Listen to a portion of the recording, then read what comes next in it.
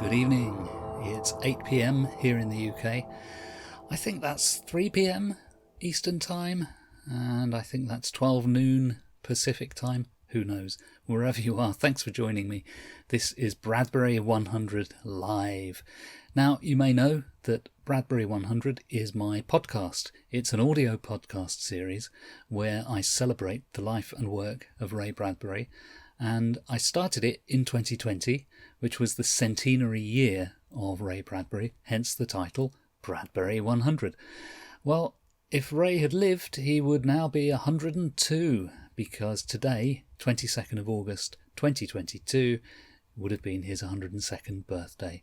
So happy birthday, Ray, wherever you are, and we're here to celebrate once more. And I thought what I'd do in this live version of the show is talk about one of his most popular works, which is Dandelion Wine.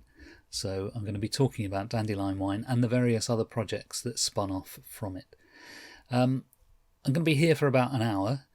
I would very much welcome you typing some comments, either on Facebook or on YouTube. We're streaming live on both platforms. What could possibly go wrong?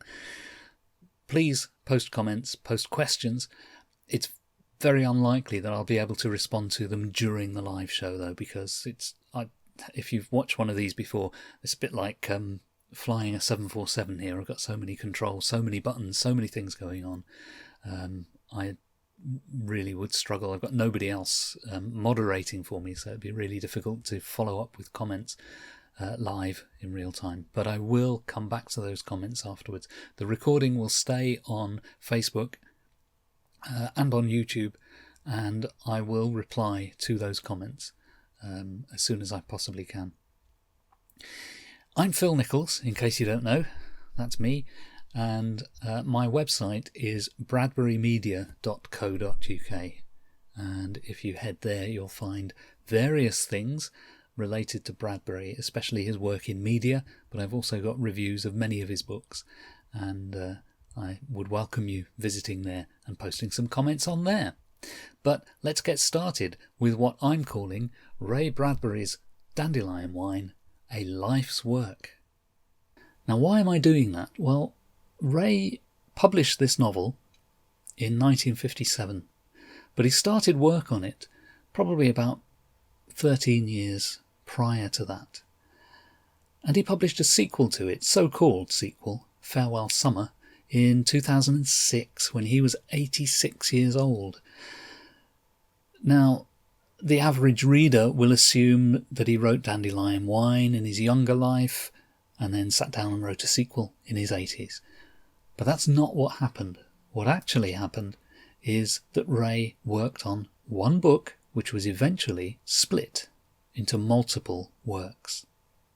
So most of what I'm going to be talking about here is Dandelion Wine, the famous novel from 1957. But when we get towards the end, I'll start talking about the leftover parts of Dandelion Wine, which is what eventually became some other books. So Dandelion Wine was published in 1957 by Doubleday, but he had originally done the deal with the editor at Doubleday about 5 years earlier, but he struggled with it. What he was going to do with the book is what he'd done previously with The Martian Chronicles. He was going to take a set of previously published short stories with a common thread, a common background, and he was going to stitch them together to make something of a novel. The phrase that Ray often used was half-cousin to a novel. So he always said that The Martian Chronicles was a half-cousin to a novel. The Martian Chronicles looks like a novel, but the first edition didn't say that it was a novel. It just said Doubleday science fiction. Anyone familiar with the individual stories in The Martian Chronicles might look at it and say, this isn't a novel, this is a collection of short stories. So it was some weird hybrid.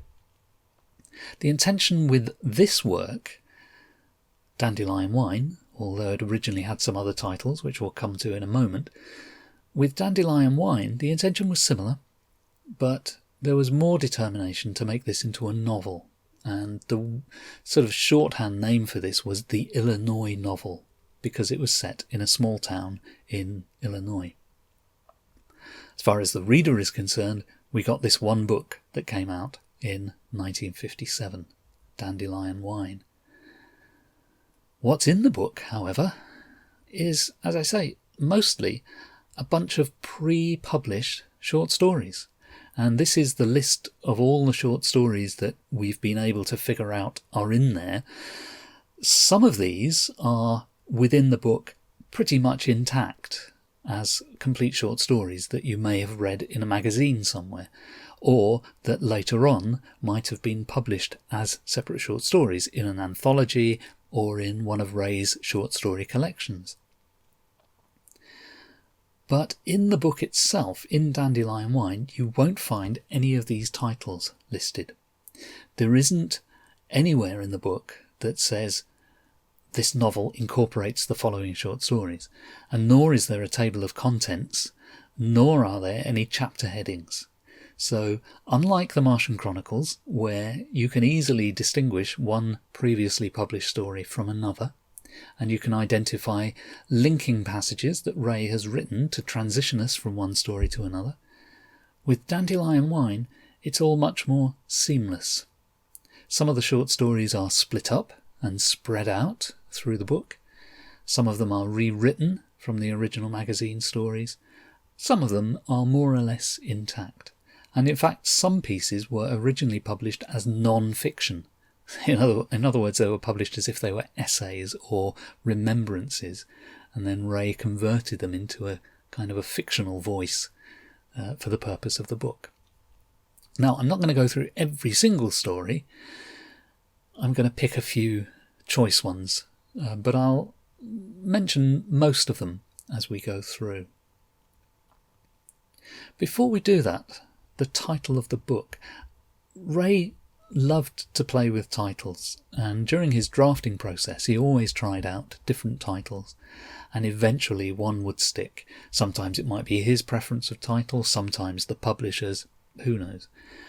Among the titles he considered for this work, or this set of works, was The Small Assassins. Other possible titles: The Blue Remembered Hills, which comes from a A.E. Houseman quote. I think it comes from A Shropshire Lad. And I think Dennis Potter, the British playwright and TV writer, wrote a play or a film with this title as well, much later. These are all mocked up covers, by the way. These don't exist. Don't go looking for these in in eBay auctions. You won't find them. They don't exist. I've just mocked them up for the purpose of this presentation.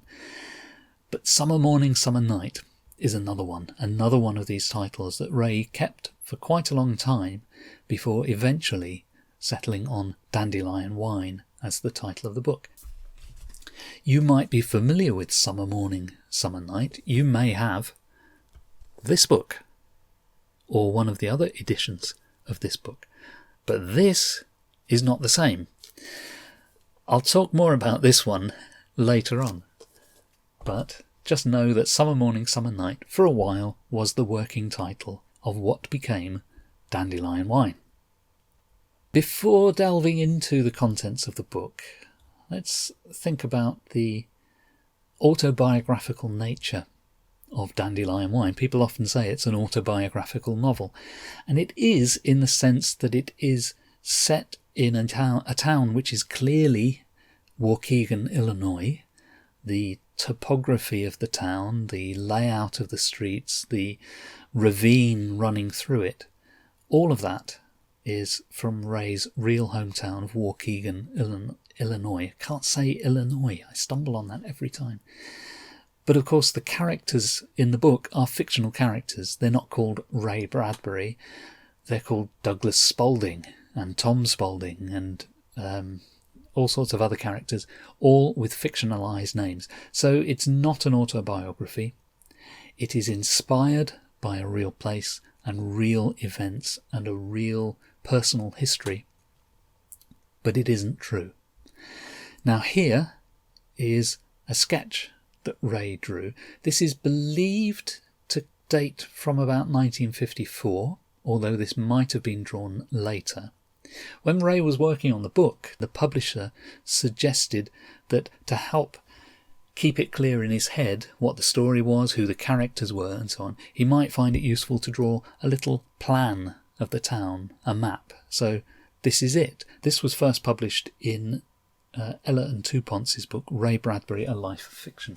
That's this one, Ray Bradbury, The Life of Fiction, by John Ella and Bill Touponce. Very thick book, and in parts a scholarly book. I mean, it's published by a university press, but it's actually quite readable, especially in the sections where it's talking about Ray's development of all of his works.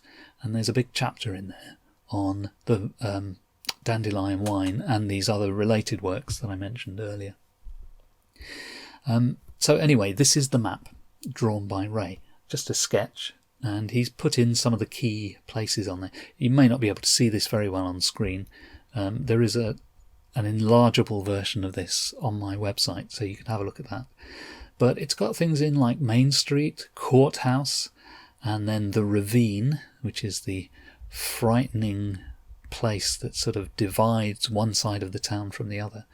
And then there's a kind of a grid-like set of streets, and Ray's written in the locations of some of the key characters. So there's Lavinia Nebbs's house, Leo Orfman's house, and Grandpa's house, and so on. The interesting thing, and I did this on my website some years ago, when you compare this to Waukegan, Illinois, it's quite shockingly similar. And bear in mind, Ray didn't have access to Google Earth when he drew this map. But here's the Google Earth view of Waukegan, Illinois. And I've tried to line them up as best I can. Look at this. There's Waukegan. I'll go back to the sketch map again, but just take in the shape of that. You've got that grid-like pattern of roads there, but there's also that diagonal road that cuts across. And in the sort of northwest corner, the upper left corner, you've got that green patch, and that's where the ravine runs through the park, which today, by the way, is called Ray Bradbury Park. I'm going to switch back to Ray's sketch map now. And can you see the similarity there? There's the grid-like pattern of roads. There's that diagonal road. Okay, he hasn't drawn it exactly as it is in real life in Waukegan, but he's drawn in that diagonal road up there, sort of in the park area. And he's got the ravine running across as well. Just go back to Google Earth again so that you can see that. It's quite remarkable, I think. And this really points up that Ray was basing this book on a real life place. There are scenes where characters in the book go to Main Street and they visit the theatre there. And in Waukegan, that's how it is. The famous Genesee Theatre is across the ravine. You can get to it from the other side of town by going across the ravine. I've actually done that. I visited Waukegan once and once only, and I did visit the ravine. And I was, as part of my visit, I was accosted by a homeless person who tried to extract money from me. So I can see that when Ray presents the ravine as being a scary place, he's not far wrong, even today. Anyway, let's have a look at some of Dandelion Wine and talk about its origins. Now, I've said that much of what's in the book was previously published as short story. And I'm going through these in the order in which these stories appear in the book. The first recognisable previously published story in the book is called Dandelion Wine. And it was published in Gourmet magazine. Now, Ray previously was known for his sort of horror stories, which were typically published in magazines such as Weird Tales. He was known for science fiction stories, which had been published in things like Planet Stories, Thrilling Wonder Stories, all those startling stories, all those wonderfully named cheap pulp magazines. But he'd also begun to branch out. By 1957, he was being published with some frequency in the Saturday Evening Post, which was a much more prestigious magazine, published weekly, and sort of a family magazine with lots of non-fiction articles and the odd piece of fiction in there as well. But by this time, Ray was writing stories that really fitted many genres and no genre. And he always said that he didn't write to the market. So he didn't say, here's Planet Stories, I'll write a story for Planet Stories. That's not how he did it, not by this time of his career. What he did is he wrote what he wanted to write, and then, having completed it, he would consider, where would this best fit? So inevitably he would have a hierarchy of markets that he would consider, and something like Saturday Evening Post would be at the top. Also, a bit later, maybe Playboy would be at the top, one of the best, one of the highest paying markets of all. So he would try to place stories with those, and then there would be lower tier magazines that he would consider if those rejected or didn't want the story, and then he would work down and down. Wouldn't necessarily do that himself. By this point he had an agent, and that would be the agent's job to find out, where can I place this story, where would this be a good fit. Now the stories from Dandelion Wine, although some of them have horror elements, none of them are really horror, none of them are science fiction, so none of them are really genre as such.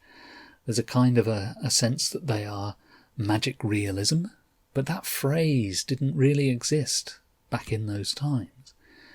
So what do you do with a story about a grandfather and his grandkids who make wine out of dandelions, since that involves making things and having a recipe? Maybe you'd send that to a magazine that specialises in food and recipes, hence Gourmet magazine. I don't know, but there you go. That's where Dandelion Wine appeared. The next story that is recognisable from its previous appearance is Summer in the Air. And this is the one about the boy who kind of obsesses over a pair of tennis shoes and won't shut up until his parents buy them for him. Quite a well-known story. It's been anthologised widely since it was first published. And its first appearance was in the Saturday Evening Post, which I mentioned a moment ago. Family magazine, published weekly, often had really high-quality artwork from Norman Rockwell or other artists of a similar style. And this is the issue of the Post that the story appeared in. And here's the double-page spread that it received, Summer in the Air. And what's interesting about this story is it really sets the tone of the town, the idea of having gone to the cinema, passing a shop, seeing things in the window, all of that, and all of the running around that goes on in the story. If you wanted to take one story out of Dandelion Wine and present it as a kind of a definitive extract from the book, this is possibly the one you would choose. But if we look at this story closely in its original form, and in the form that it appears in the book, we can get a sense of some of the editorial challenges that Ray had set for himself in taking these pre-published stories and then adapting them for the novel. Now in the novel we have the central character of Douglas, and Douglas has a younger brother, Tom, and we follow their adventures, but we mostly follow Douglas. He's our key character. He's the one who learns most things about the world. But this story, published just a year and a half prior to Dandelion Wine, doesn't have Douglas as the central character. It has Tom as the central character. Now, that's not to say that it's Douglas's brother. It's more that he chose to call the character in this story Tom. But when he put this story in the book, he already had a Tom, so he changed the Tom in the story to Douglas. So let me show you the opening to the original story, and then we'll have a look at the changes that Ray had to make. Late at night, going home from the show with his mother and father, Tom saw the tennis shoes in the bright store window. He glanced quickly away, but his ankles were seized and his feet were suspended. The earth spun. The shop awning slammed their canvas wings overhead with the thrust of his body running. His mother and father walked quietly on either side of him. Tom walked backward, watching the tennis shoes in the midnight window left behind. "It was a nice movie," said Mother. Tom murmured, "It was." But for the novel, late that night, going home from the show with his mother and father and his brother Tom, Douglas saw the tennis shoes in the bright store window. He glanced quickly away, but his ankles were seized and his feet were suspended.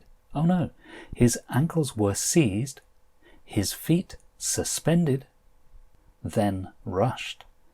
The earth spun, the shop awnings slammed their canvas wings overhead with the thrust of his body running.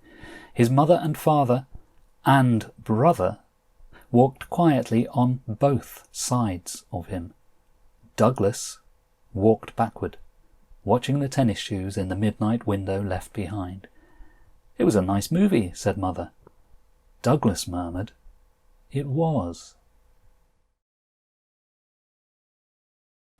So you can see how much effort is involved in converting just one paragraph for the novel's context. The novel is about Douglas, and Douglas has a brother, whereas the Tom in the original story was an only child, from what we can tell. So that kind of rewriting is something that Ray had to do. Now, he was very familiar with that. He'd done a lot of that with the Martian Chronicles. But where it's different in the Martian Chronicles is that he, in the Martian Chronicles, allows multiple viewpoints.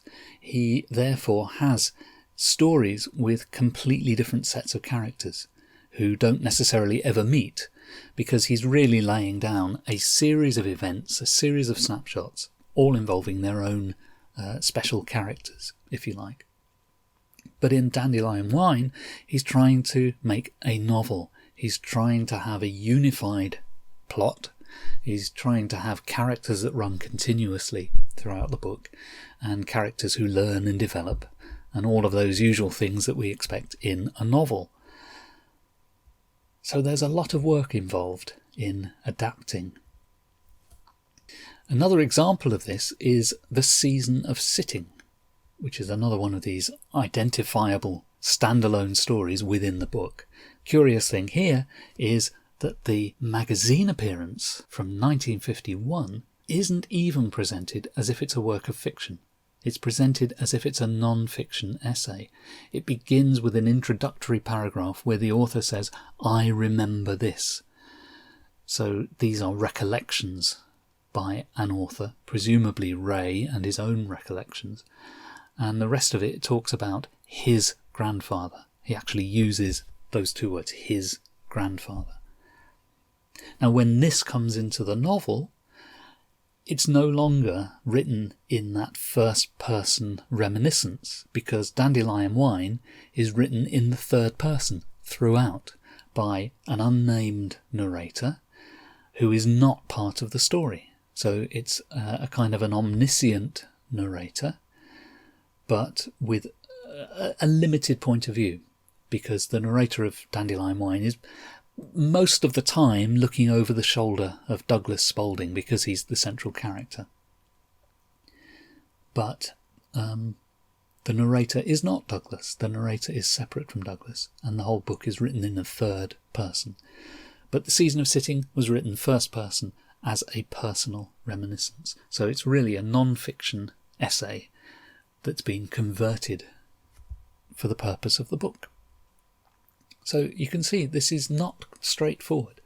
And in addition to doing this kind of adaptation, what Ray also did was write some new material, plus a load of linking material that allows us to bridge from one story to another, or from one location to another.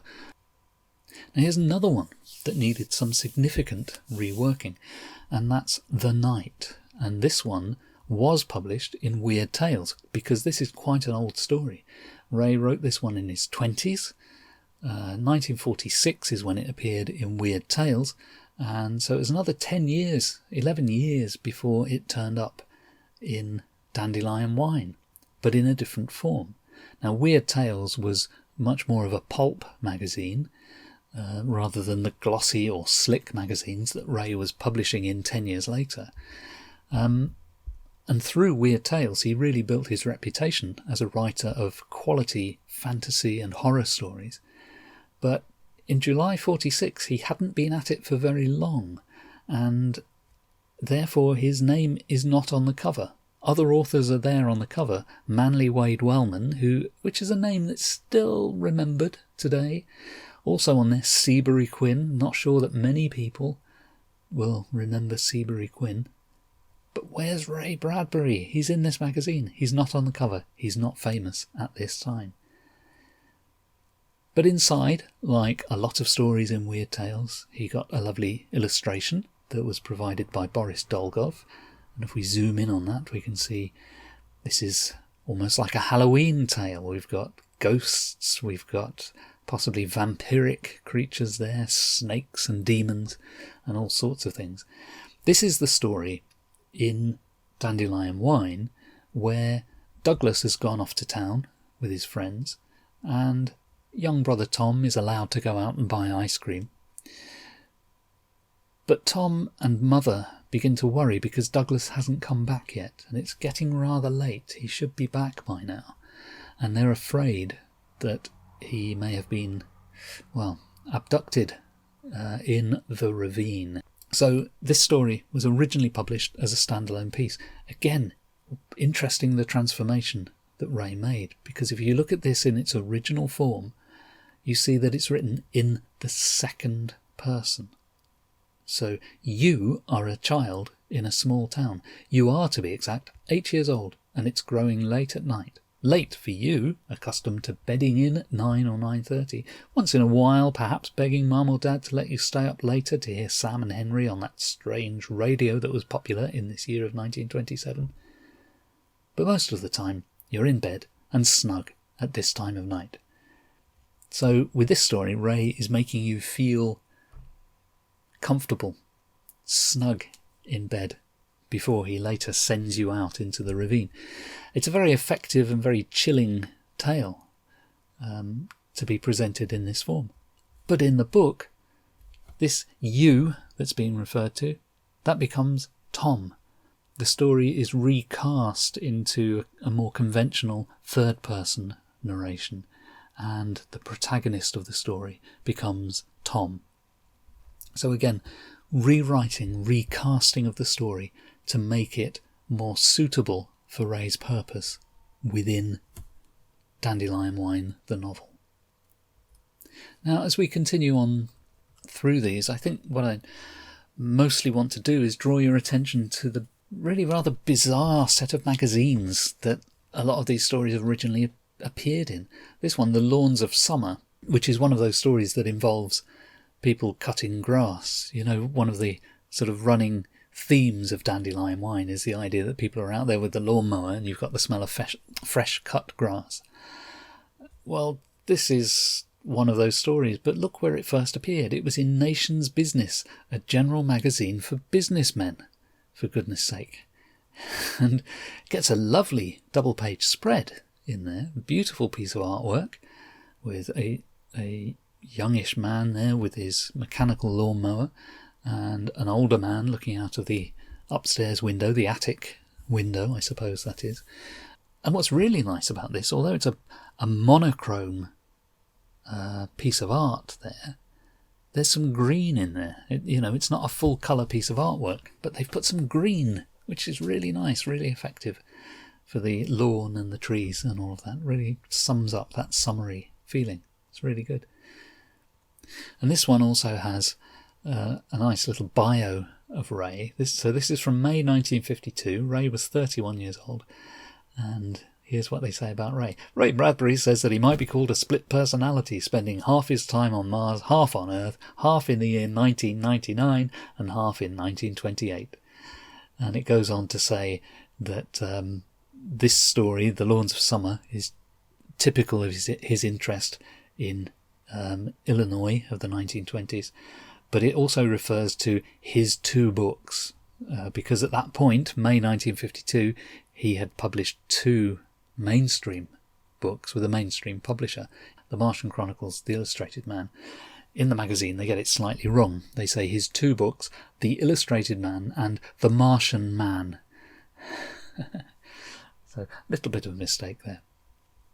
Next story, The Happiness Machine, comes from the Saturday Evening Post originally. Well, I say originally. This was published almost simultaneously with the novel. The novel came out, I think, on the 7th of September officially, and this issue of the Post is dated the 14th of September. That's close enough for this to be a simultaneous publication. What's interesting is that The Happiness Machine in the Post is one complete story.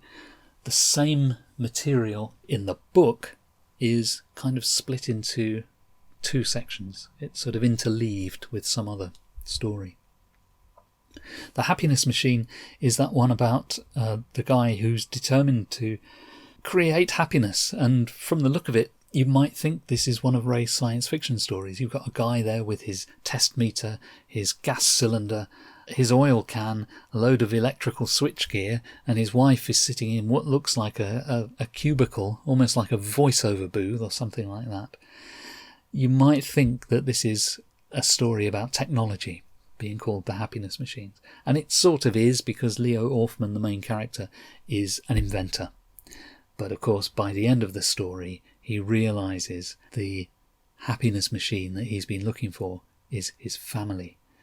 It is already a thing that generates happiness, and he's kind of happy himself when he makes that realisation. Again, beautiful colour illustration, typical of the Saturday Evening Post. Other places where these stories appeared, Season of Disbelief appeared in Collier's magazine. Ray had published a number of stories in there over the years. And the very last, this is the one that's sometimes republished as The Time Machine. This is about Colonel Freely, the old man who has memories of the American Civil War. And that's one of the things that I think comes across very clearly in Dandelion Wine. We're sitting here now in the 21st century. Some of us anyway, have lived on this planet at the same time that Ray Bradbury was on this planet. Ray Bradbury lived on this planet at the same time that there were people who remembered the Civil War. So that's really giving us a chain of memory, if you like. This story appeared in The Reporter, which is, I gather, a rather serious magazine of news and reportage.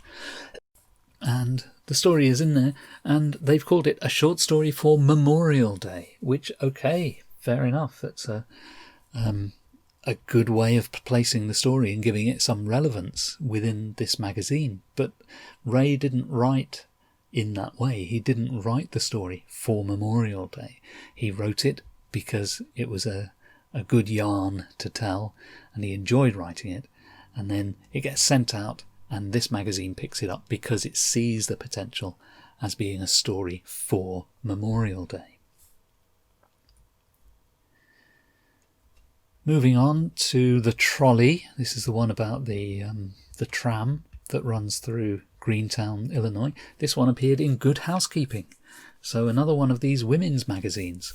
And Ray made the cover of this one. By 1955, he's beginning to become a name as a writer. So he's on the cover. Not first billing. That goes to John P. Marquand. Who is he? I don't know. Then Ray Bradbury, and then 14 pages on closet space and special salads for summer suppers. So there you go. Ray Bradbury ranked higher than closet space and salads. And inside, he appears there as the 5th story. So, okay, maybe not the most famous writer there. Maybe those other writers, John P. Marquand, Margaret Cousins, Rose Franken and Bernie Stunn, maybe they were more famous than Ray back in the day. But where are they now? And then we get to another one which appears in Collier's, and this is The Window. And this is the one, I think this is one also known as Calling Mexico. And the idea is that you might be in your small town in Waukegan or Greentown, but you can phone somebody in Mexico and you can hear the sounds from their window, and it can take you there. It can transport you there. This happens several times in the book. People are transported in time and in place because of things they are told or things that they hear. And it's one of Ray's unique features as a writer is his ability to depict that in his fiction. Collier's, again, sort of a family magazine, something like the Saturday Evening Post, well known for publishing serious articles. In the 50s, it published a whole series on spaceflight before there even was any spaceflight, and that inspired Walt Disney to do a series of TV documentaries about spaceflight. Very influential set of articles from Collier's. This particular issue that carried The Window in 1950 also carried an article about the risk of atomic war.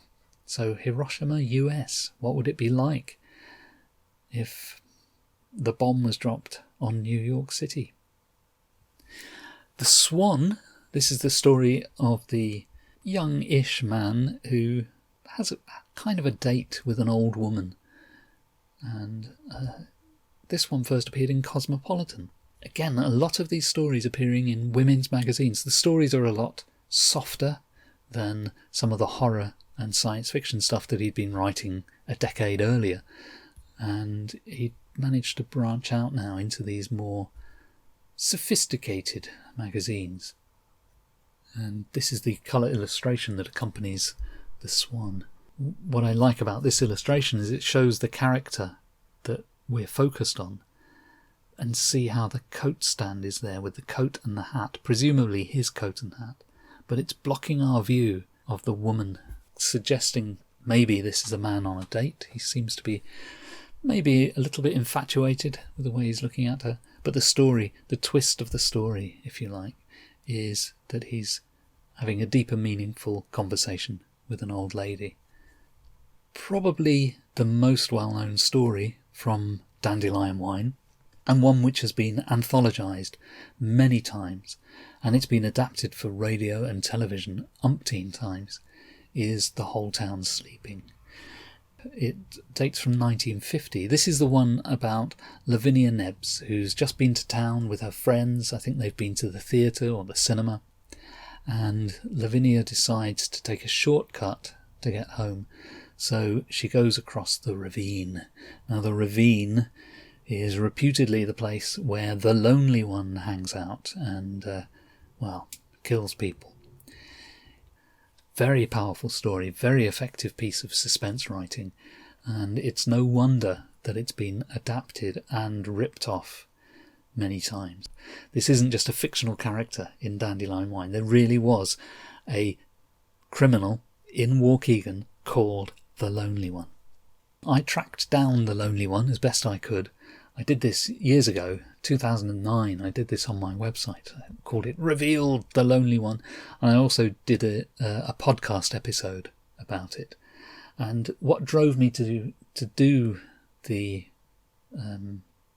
blog post was that in Sam Weller's biography of Ray Bradbury, the Bradbury Chronicles, he says that the Lonely One was never caught. Whereas in the book he's a serial killer, in real life he was just a petty cat burglar. But he didn't get off scot-free. He did get caught. I found this simply by looking in old newspapers. This is him. This is the real Lonely One. Orville Wyant, he was called. 1928, the year that Ray Bradbury became 8 years old. Fits in perfectly with all of this timeline of Dandelion Wine, of being set in the 1920s. Just to rattle through a few remaining stories. Goodbye Grandma is one of the most effective emotional pieces in the book. First appeared in the Saturday Evening Post just a few months before Dandelion Wine came out, in an issue with a really nice Norman Rockwell cover and beautifully illustrated. with a double page spread. And Goodbye Grandma. Grandma is a character who's sort of always there in the background in Dandelion Wine, and she's presented as being someone who can't do enough for you. So she looks after the children, she does the cooking, she goes up on the roof and repairs it when needed. So Grandma is really very much the life and soul of family life in Greentown. And the last identifiable story in the book is Dinner at Dawn, and that comes from a magazine appearance, Every Woman. So again, another woman's magazine appearance for these stories. So, Dandelion Wine, a novel by Ray Bradbury, published in 1957. But originally it would have been a much bigger book. Ray was trying to make one book out of all of his ideas of Waukegan. He had the story of Douglas learning about death and having to confront death for the first time. He had the story of the long, glorious summer of 1928. But he also had the story of youth versus age. He had the gang of children who would kind of gang up on the old men who tried to rule their lives in the small town. Now there are remnants of that in the novel, in Dandelion Wine, but most of that was taken out because Ray was finding it very impossible to tie all of these things together, and I think procrastinate is probably the wrong word, but he originally promised the book to the publisher in 1952, and it took 5 years for him to get to a publishable manuscript, or at least one that he was willing to give up and say, I'm finished. During that time, he tried to weave these things together in different ways and struggled with it. He came to an agreement with the publisher that, well, actually there might be 2 books here. So for a while he was working on one book as being a set of short stories set in Greentown, and that would be followed by the novel, the Greentown novel. So that would allow him to take some of the stories out that were difficult to weave in, publish them separately as a kind of a taster for the novel, and then readers would know that very shortly afterwards there would be the novel follow-up. In the end, that short story collection didn't happen, but the novel did, and that's really what comes out as Dandelion Wine in 1957. But there's a whole bunch of other material that Ray, well, I was going to say doesn't know what to do with, but he's got a whole load of discarded material at this point. And nearly 50 years later, he publishes the sequel, Farewell Summer. On the cover of the first edition, it says, the eagerly anticipated sequel to Dandelion Wine. Well, I don't know who it was who was eagerly anticipating it, because most readers did not know that there was anything in the works. And most people would assume that, oh, he's now written the sequel. But no, this is the other half of Dandelion Wine, effectively. He worked on it periodically over the years from 1957 to 2006, when it eventually came out. During the writing of this book and the research that went into this book, Ray Bradbury, The Life of Fiction by Ella and Two Ponce, Ella, who's the textual historian, read Farewell Summer in manuscript, and it's clear from his detailed description of it that the book was pretty much complete at that time that he was reading it. So that was in the early 2000s, and then in 2006 the book comes out. Even that doesn't collect every piece of the Greentown fiction. So there were some leftovers, and they were mopped up in another book, and that's Summer Morning, Summer Night, and that one I've got here. I don't have the first edition of Dandelion Wine, but Summer Morning, Summer Night. I held this one up earlier because that was the working title of the whole project at an earlier stage. But in the end, it became the title of the leftovers, the discards. So this is a collection of some short stories that had previously been published, some short stories that hadn't been published, but also loads of little fragments, so things that were written but never turned into full stories, or maybe they were written as a linking passage between one part of Dandelion Wine and another, so they're all gathered here. I think some readers of this book must be a bit baffled that some of the bits in there look like offcuts, and that's exactly what they are, essentially. So we have these 3 books that gather most of the material together that was originally capable of being a single book. Can you reconstruct that original book? I don't think so. I've looked at some of Ray's manuscripts. I have browsed through the manuscripts for Farewell Summer, and it would be almost impossible to unwind everything that Ray did. He did keep a lot of material, but some material went missing over the years. What he would tend to do, as he assembled a book and parts of the manuscript were no longer relevant to the book, they would go into a discard collection. And so you would have the manuscript would be a live document that he would keep working on, and then bits that didn't end up in the book went into the discard pile. Now he would take those discards and he would then rework that into a new manuscript, which became Farewell Summer. But I don't think there is any way on earth that you could unwind all of this. There is actually one other book which has some more fragments, and that's this one, Greentown, Tinseltown. That's actually what it's called on the spine. Just looking off to my monitor on the sign there to make sure you can see that. Greentown, Tinseltown. So, Greentown, Tinseltown. Nice cover design. If I open it this way, you can see both. But of course, this way, it looks like Tinseltown, Greentown. So this is, again, it's a collection of fragments, mostly, and some poetry. And the first half of the book has got some reminiscence about Greentown, but then it goes into a whole load of poems. I don't know if that shows up. A whole load of poems. And about halfway through the book, it switches over to being some essays, some pieces of fiction. There's some interviews in there as well. But it's all themed around Greentown, Illinois, and some parts of this, not all of it by any means, but some parts of this contains fragments of the original Dandelion Wine project. See how I get confused after all this time?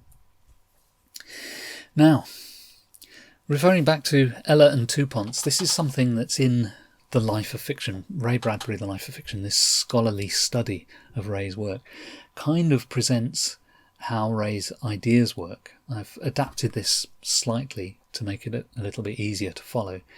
But they essentially trace all of this work and a load of other work that Ray did back to an original outline of ideas that Ray put together in 1944 and which he titled A Child's Garden of Terror.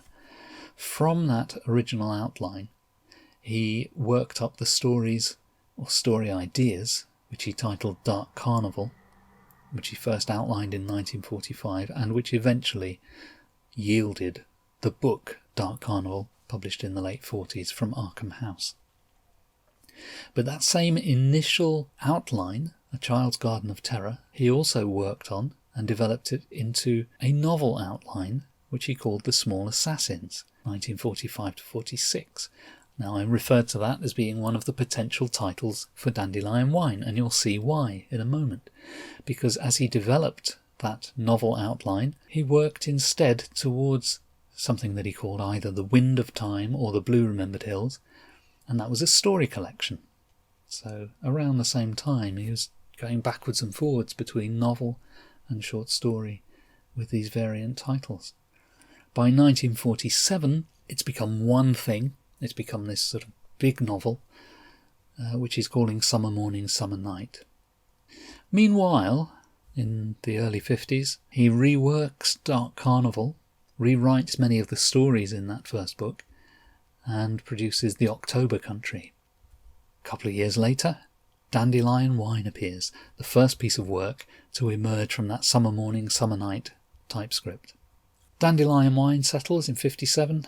He goes back to Dark Carnival, the original idea for Dark Carnival, and in there is a story, The Black Ferris, which he develops into first a screenplay and then a novel, Something Wicked This Way Comes, 1962. There's a couple of stories in Dark Carnival that involve a family, what Ray calls the family, a family of ghosts and demons and vampires and all that sort of thing. And he develops those in 2001 into a novel called From the Dust Returned. A couple of years later, he goes back to the discard material of Dandelion Wine, and out comes Farewell Summer, and then the leftover collection, Summer Morning, Summer Night. And one more thing comes out of the work that he does here, and that's a short book called Somewhere a Band is Playing. So have a look at that. We've got, 8 books represented on the screen there, all of which ultimately, when you trace it backwards, derive from an initial idea that he had in 1944 called A Child's Garden of Terror. Now that's not everything on there. We could also, if we wanted to, we could squeeze in the Halloween tree in there, because the Halloween tree is set in Greentown. But the Halloween tree doesn't derive directly from any of these. The Halloween tree was more or less independently thought up, and Ray chose the same setting. But we could arguably find a way for that to coexist on that chart. Equally, this one didn't exist when Ella and Two Ponce put together their book, The Life of Fiction. Greentown, Tinseltown came out in 2012, so this didn't exist. And this should arguably be on there as well. But because I based this on Ella and Two Ponce, I didn't want to muddy the water by adding in something that they never referred to. So, starting from A Child's Garden of Terror in 1944, we're talking at least 62 years between that initial idea and the publication of the sequel novel, the other half of Dandelion Wine. And that's why I've been saying that this lot is a life's work. So there you go. That's pretty much all I can tell you about Dandelion Wine. Actually, I've got more that I could tell you, and on my website I've got a page dedicated to Dandelion Wine, so you can have a look on there and you'll find there's more background information, many more images as well, and on all of Ray's other books, and everything he's ever done pretty much is on there. Last thing to do is to say thank you for watching this evening. If you're watching this later on catch up, well, thanks for watching the recording. I'll keep the recordings online, and as I said earlier, I will endeavour to reply to any questions or comments that have come in during the live stream. And please listen out for my podcast. I'm doing more episodes this summer. I've got one coming up very soon with an interview with a pair of writers. I've also got one coming up on the subject of Ray's Uncle Lester, the uncle who got shot. Sounds a bit shocking, doesn't it? Keep up with the podcast and you'll find out about that. You can find the podcast, and you can also find my YouTube series, which is Bradbury 101. Find all of that through my website, bradburymedia.co.uk. I keep saying it because I want you to go there. And while you're there, you can buy me a coffee. Did you know that? You can buy me a coffee. Ain't technology wonderful? Anyway, thanks for watching this evening, and I'll see you around the next time we celebrate Ray Bradbury and his centenary plus. Thanks for watching. Bye now.